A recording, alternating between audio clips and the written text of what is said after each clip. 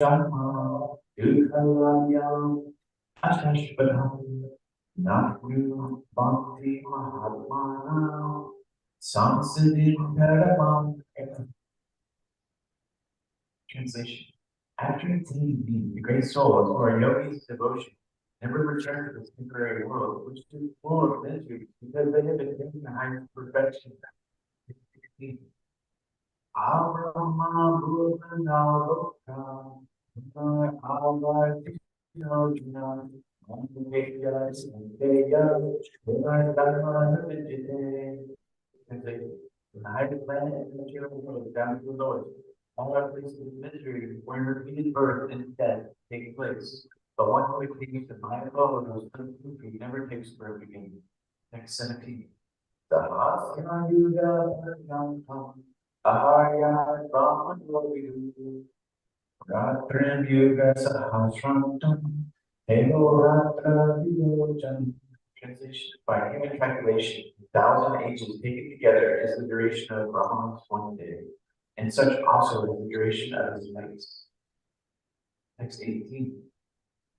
Avyakta Vyaktaya Sarvam Rabhavakya Adi Ratratne Pradai Nate Tatraibam Yakta Samnake. Translation. When Brahma's day is manifest, this multitude of living entities comes into being, and at the arrival of Brahma's night, they are all in the. Back to text 8, read the translation and purport by His Divine Grace, A.C. Bhaktivedanta Swami Srila Prabhupada, Dr. Acharya of International Society for Christian Consciousness. Text 8. He who meditates on the Supreme Personality of Godhead will find constantly engaged in remembering me and deviated from the path. He, O Bharata, Arjuna, is sure to reach me. In this verse, Lord Krishna stresses the importance of remembering him. One's memory of Krishna is revived by chanting the Maha Mantra. Hare Krishna. By this practice of chanting and hearing the sound vibrations of the Supreme Lord, one's ear, tongue, and mind are engaged. This mystic meditation is very easy to practice, and it helps one attain the Supreme Lord. Krishna means enjoyer. Is that going? No.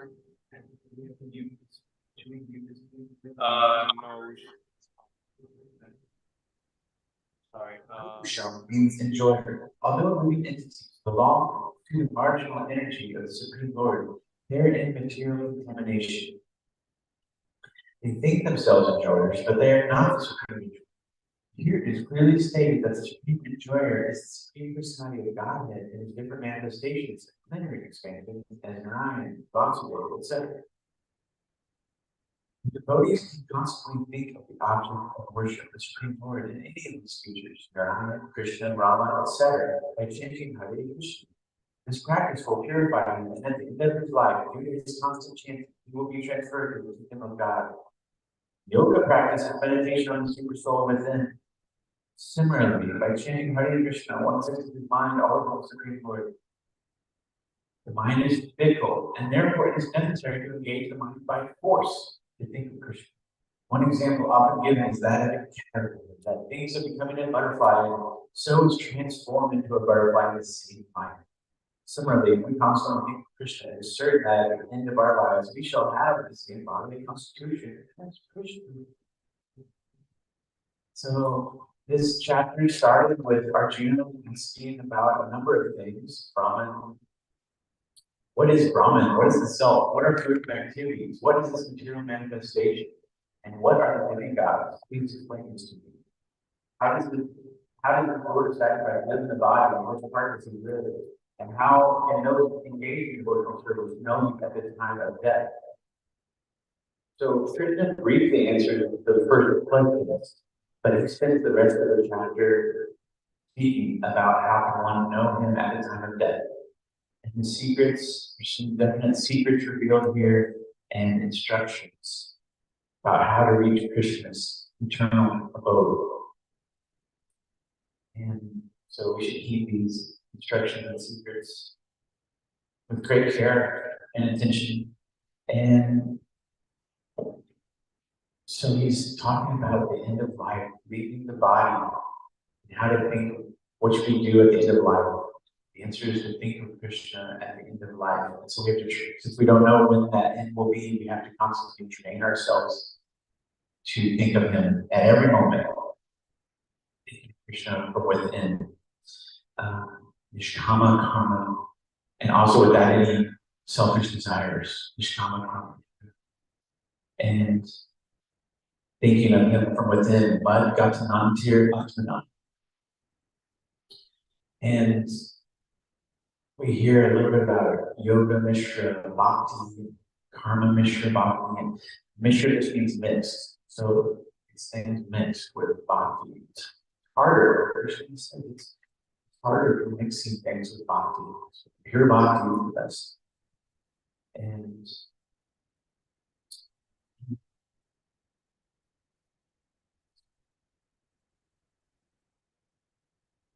Prabhupada talks about the caterpillar. Caterpillar is such a beautiful symbol because Prabhupada is saying that, the caterpillar is thinking of becoming a butterfly. So constantly thinking of Krishna, you can transform into something much nicer than just these material bodies. You constantly think, you get whatever you think of at death. It's what you get. That's a huge secret.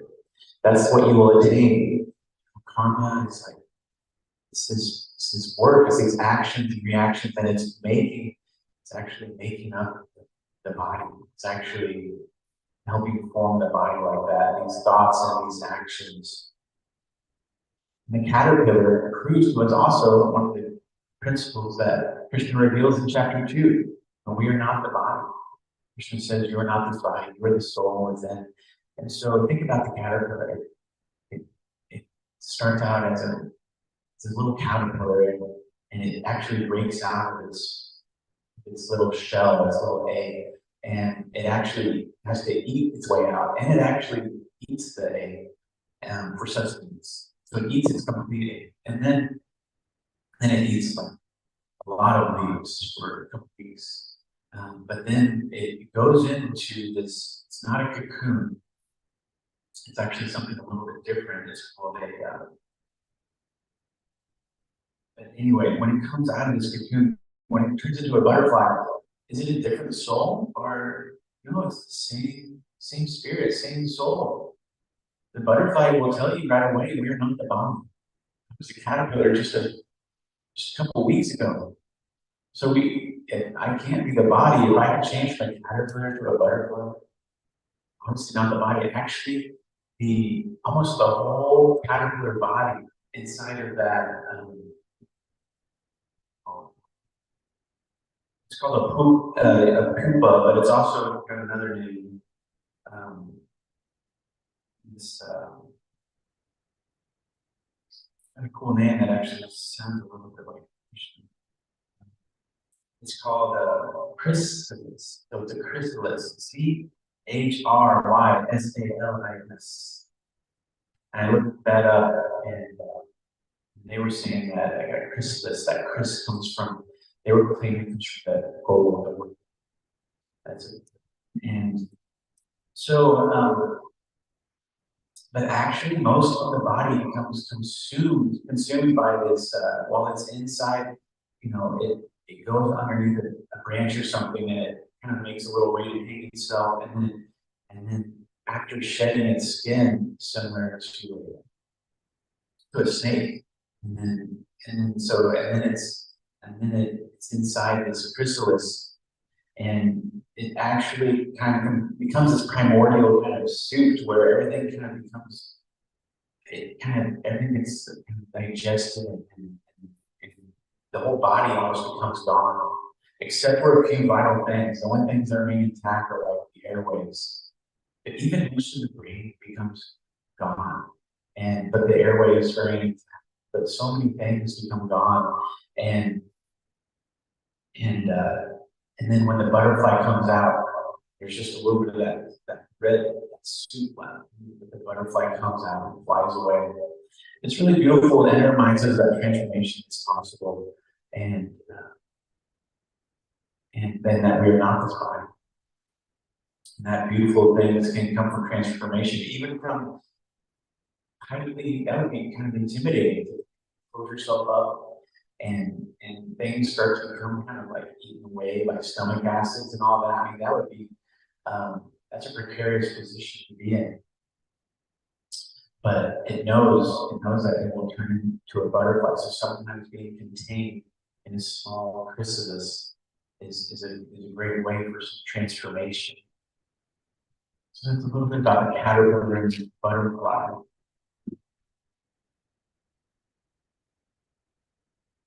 Maybe that dissolve around the muscles, but that chrysalis.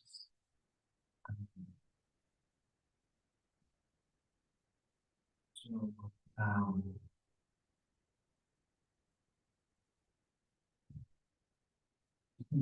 in these verses, he also gives us ways to remember him, ways to think about him. Like in text 9, he gives us 10 things. You know, one should meditate on the supreme person, the one who knows everything. That's he who is the oldest, who is the controller, who's smaller than the smallest, who's the maintainer of everything, who is beyond all material conception, who is inconceivable, and who is always a person. He is limitless like the sun, and being transcendental is beyond this material nature. He's given us 10 very nice ways to think about him, remember him. He can constantly be thought of as the transcendental person who knows everything. And Prabhupada says, you know, if you think of Krishna, that you never have to return this temporary, miserable material world. Result of all these different yoga practices, they can all be attained by performing devotional service. You don't need any mystic formulas. Devotees need only remain fixed in devotion. And how karma and the activity of karma and the reactions cause the development of this material body. And these other processes of yoga, you know, they're all contained within bhakti yoga, and the results are all contained within bhakti, and the yogi can't really make it past the Brahma Jyoti, can't make it past that. And so, you know, it said that there's different stages of realization, Brahman realization, Paramatma realization, and Bhagavan realization. And we can get these realizations through chanting the Maha Mantra. And a lot of the yogis are trying to they have to go through so much, so many lifetimes that can potentially be avoided through bhakti yoga. And have a shortcut. If we know the quickest way to get to point A, where we don't have to waste any more lifetimes, any more time. You know, let's go. Let's take the fast way. And these yoga processes, you know, they could be good stair steps, ways to get, but they're all leading towards bhakti yoga. So one is doing those things, that is fine, but yoga mishra bhakti, you know, there's this hatha yoga, there's this karma yoga, and jnana. And these are different techniques, you know, and we have to let people know the quick way, because, you know, we feel bad if someone is out there spending so much time, and they could save a little bit of time. I think they would appreciate knowing that. It's a little hard to hear sometimes that our way isn't the best way, but let us know a shortcut. Eventually, we're going to be very thankful. And 9, one should meditate upon the Supreme Person as one who knows everything, as he is the oldest, who is the controller, who is smaller than the smallest, who is the maintainer of everything, who is beyond all material conception, who is inconceivable, who is always a person. He is luminous like the sun, and being transcendental is beyond this material nature. So Prabhupada talks about how a living entity is 1/10,000th of the bird of the hair, and how small must Krishna be to be able to enter within the heart of that small living entity, 1/10,000th of the tip of a hair. So it's the smallest.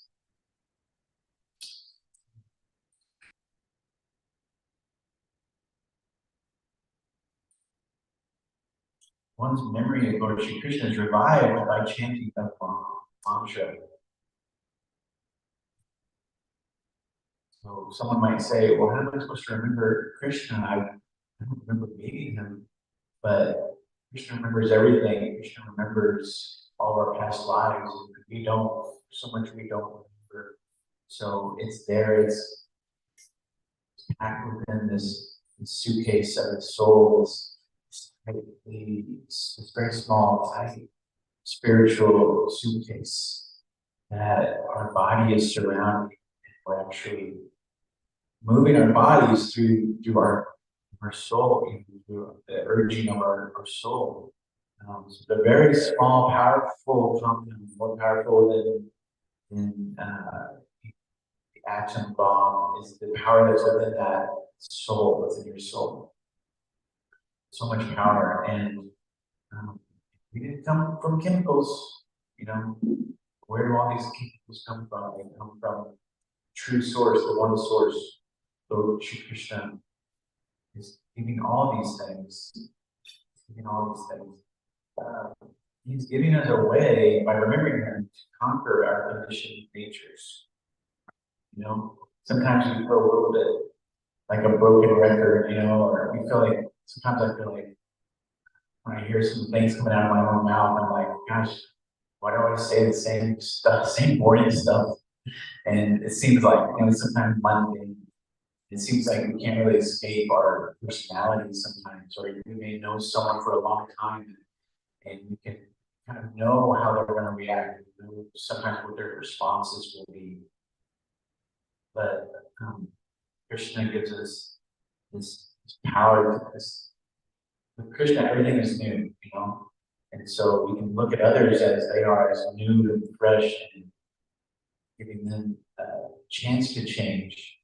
And then we ourselves can change and be capable of growth, So we have to remind ourselves we're capable of growth, and we have to keep in mind that those people around us that we love so much, they're capable of growth, and every living entity is very capable of growth through Krishna's empowerment.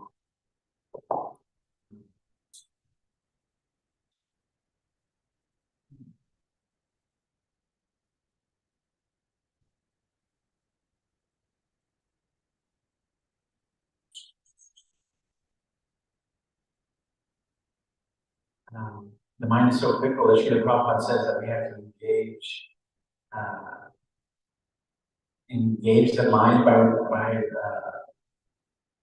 by remembering Krishna by force. The mind is so fickle. Someone might have chanted for some time and they say, gosh, I thought this would just be flowing off my tongue, the easiest thing ever all the time. And it is, but also we have to force our minds to sometimes do what we know is good for us, but the mind is saying no sometimes. So we have to kind of force our minds. It's not like we just do whatever our minds would like. We have to beat it with the shoes, beat it with the brooms, and get a little discipline on that mind. Just like a young child, and be a dog or something. They actually want discipline. They actually crave discipline. So after time, your mind will thank you and say, I actually really thank you for the discipline it gives. The mind isn't really happy being undisciplined. It may think it is, but there's a lot of not so nice things that go along with the disciplined mind. So we have to engage the mind, Srila Prabhupada says, by force. Krishna is not the void. He's not a void. He's always a person. And Prabhupada says one cannot meditate on something impersonal or void. Or meditate on nothingness. Just focus on nothing. Well, that's a contradiction. Krishna is really our only friend. He's there He's the one that's right there next to you, right there with you, even if you turn away from him temporarily or for some time, no matter what you're going through. Who is that friend that will always be there, even if you are bad to your friend, or even, he's the one unconditional, he will always be there. He's unconditional, no matter how you feel about him, he's gonna be there for you. So we should try to return that favor by always being there for him and always thinking of him, because he's doing that towards us, and so when we can reciprocate just one small amount that he's given us, reciprocate just a little bit, become peace, please. Krishna is describing bhakti mixed with the aspirations of a yogi seeking liberation from the cycle of birth and death. So this yoga mishra bhakti, it's like people that are still seeking liberation from the cycle of birth and death. And so these verses especially, these last verses like 9 and then 10 through 13 explains the practices of these yogis, that are trying to seek liberation from the cycle of birth and death. So when he sings about wanting at the time of death fixes his life there between the eyebrows and uttering Omkar, yoga mishra bhakti, and Krishna is Om is contained within Hare Krishna mantra. Srila Prabhupada says, text 10 purport, one cannot suddenly remember the Lord at death unless he has practiced a lot. Sometimes we want to put things off, so everyone is putting that off. Most people don't have time for spirituality, and they're pushing off. They're saying, well, when I really need that, I'll go into that. It's going to be too late. It's too late for them. If they're putting things off, and so don't put this off until the spiritual journey. Start now in a little way. Just start a little bit. Just chant the Maha Mantra every day, and that is the way in this age of Kali. Is this Maha Mantra? Hare Krishna, Krishna Krishna, Hare Hare, Hare Rama, Rama Hare Hare. It's so simple yet so sublime. Text 11. First learned in the Vedas, you've never been far. You are great sages in their announced order. Enter into Brahman. Desiring such perfection, one practices selflessly. I shall now explain you this process by which one may attain salvation.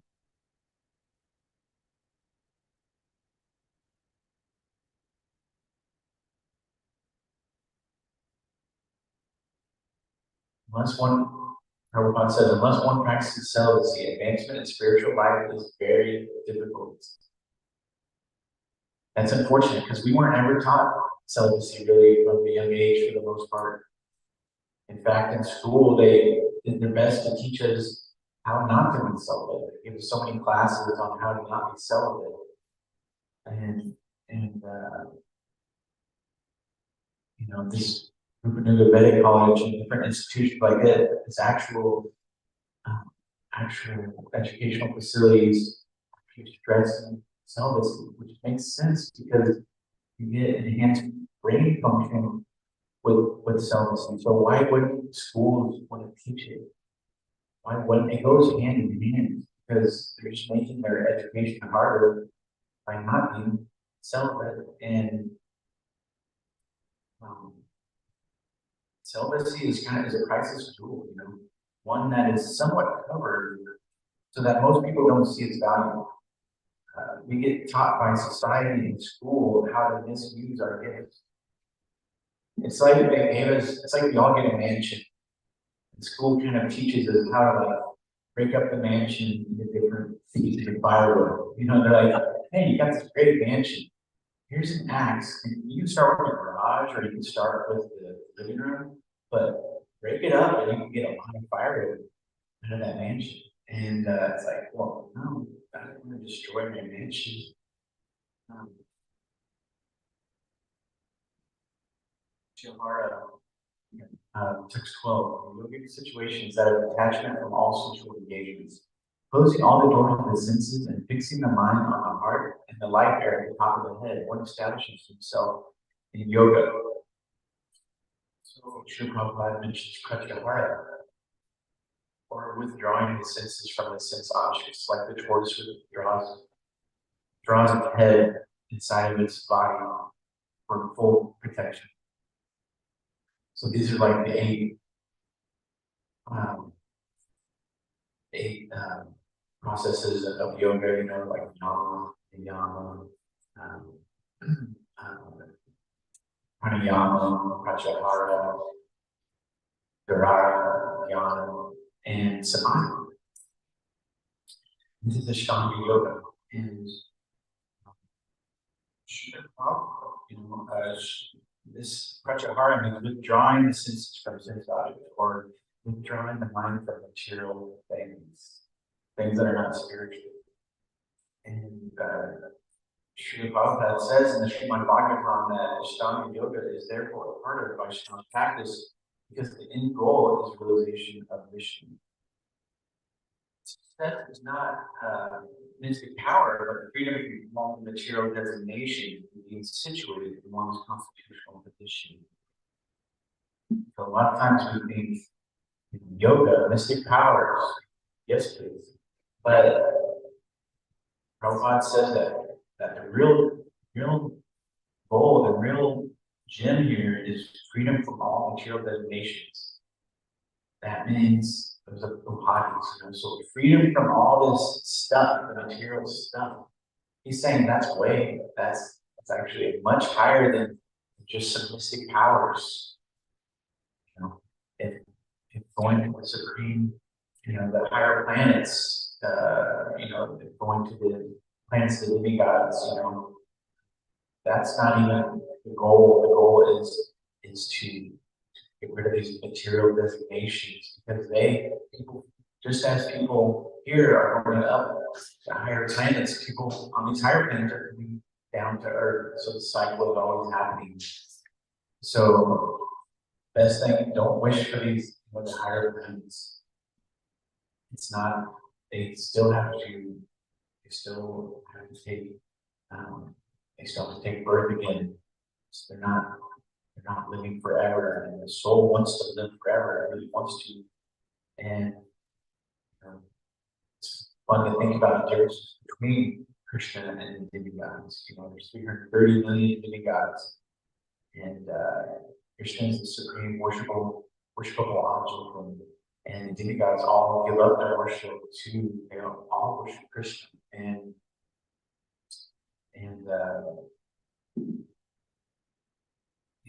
demigods can grant some boons, but it's not really, it's really just temporary, and it's really doesn't have Krishna in the center like it should. Text 13, after being situated in this yoga practice, vibrating the sacred syllable Om, the supreme combination of letters. If one thinks of the supreme personality of Godhead, it quits his body, he will certainly reach spiritual moments.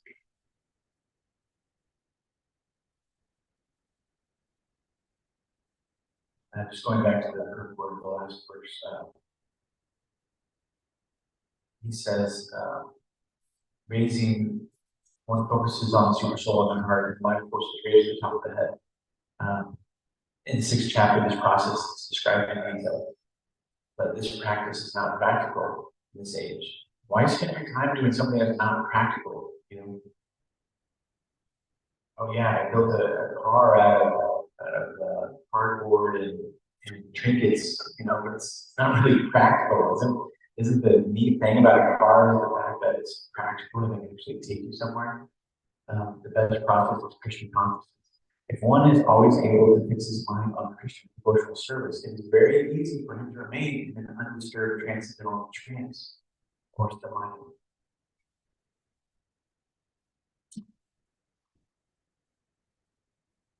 And then on text 13, the sound of Hare Krishna contains the impersonal sound of Krishna is Om, but the sound Hare Krishna contains Om. Just read this purport, it's really nice. It's clearly stated here that Om, Brahman, and Lord Krishna are not different. The impersonal sound of Krishna is Om. The sound of Hare Krishna contains Om. It's clearly recommended in this age that if one quits his body at the end of his life, chanting the Maha Mantra, Hare Krishna, he will reach the spiritual planets. Similarly, those who are devotees of Krishna enter the Krishna planet or Goloka, whereas the impersonalists remain in the Brahma Jyoti. The personalists also enter many innumerable planets in the spiritual sky, known as Vaikuntha. So it's a big secret, that if one quits his body at the end of this life, chanting the Maha Mantra, Hare Krishna, he will reach the spiritual planets. Chanting the Maha Mantra seems simple, but it's cosmically, universally, supremely hard. So that's text 13. Text 14. For one who remembers me without deviation, I'm easy to obtain, because of his constant engagement in devotional service.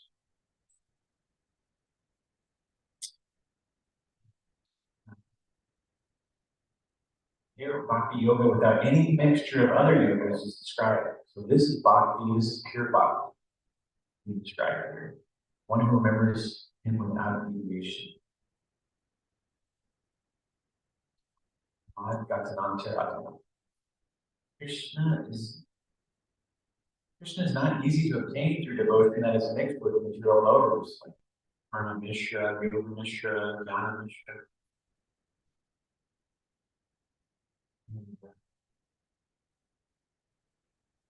Serving ceaselessly. Lord Sri Krishna sees that and he comes to the body, easy to obtain. It was Sri Advaita who told Lord Chaitanya, wherever you are, O Lord, there you are.